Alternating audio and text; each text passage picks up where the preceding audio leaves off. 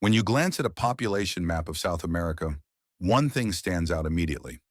Between two continental heavyweights, Brazil and Argentina, lies a small, almost empty stretch of land, Uruguay.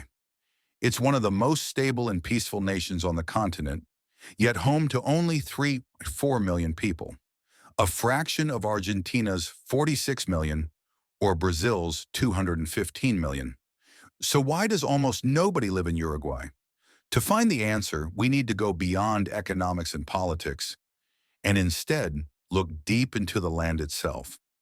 Uruguay's geography is unlike its neighbors. It has no towering Andes, no thick Amazon jungles, no vast deserts.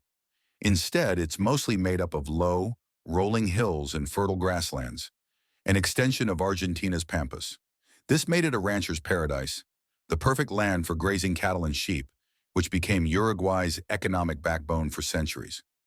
But this open landscape also tells the first part of the mystery. Because the land is flat and open, it was easy to cross and nearly impossible to defend.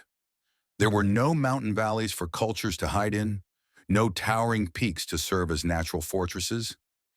Anyone could move across it.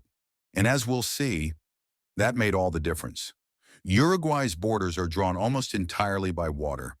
The Uruguay River to the west, the Atlantic Ocean to the east, and the Rio de la Plata to the south, one of the most important estuaries in the world.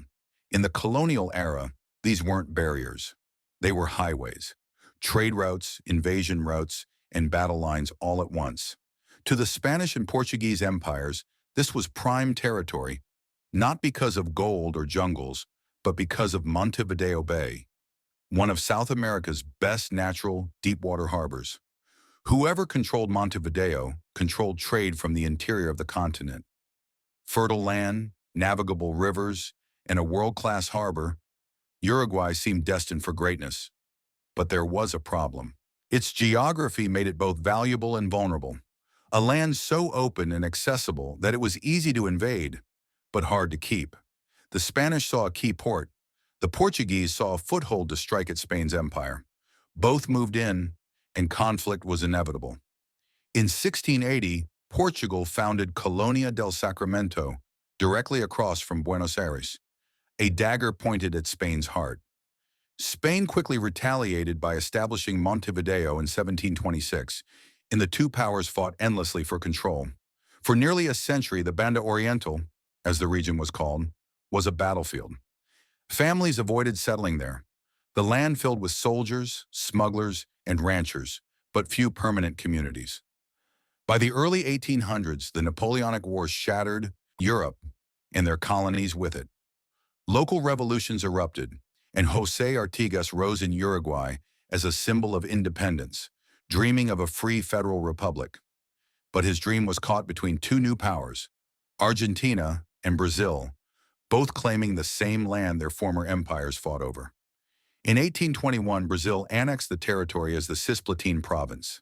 Soon after, the 33 Orientals rebelled with Argentina's help, sparking the Cisplatin War.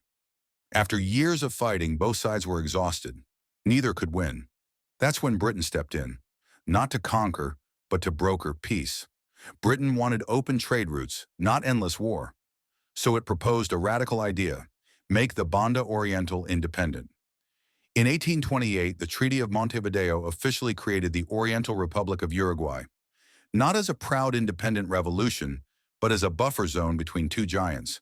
A nation born from compromise, carved out to prevent conflict, and destined to stay small. Uruguay's early years were defined by instability and war.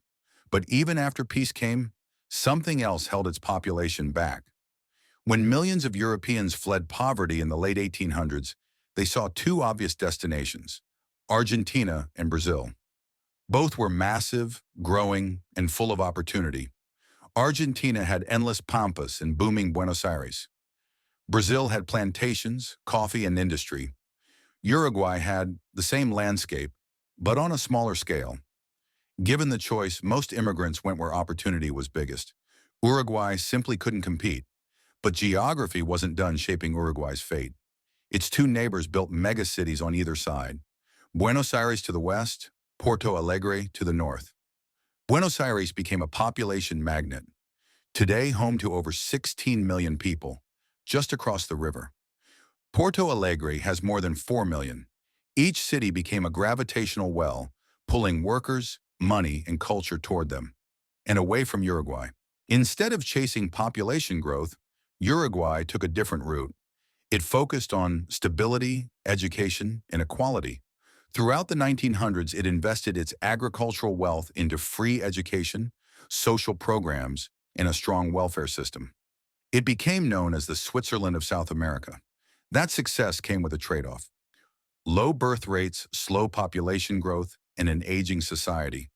But what Uruguay lacked in size, it made up for in quality of life. So why does almost nobody live in Uruguay? Because its land shaped its destiny. Its geography created a low-density ranching economy. Its history carved it into a buffer state, and its neighbors' gravity pulled away the rest. Uruguay's emptiness isn't a failure. It's what made the country unique. A peaceful, educated, and quietly prosperous nation, small but extraordinary.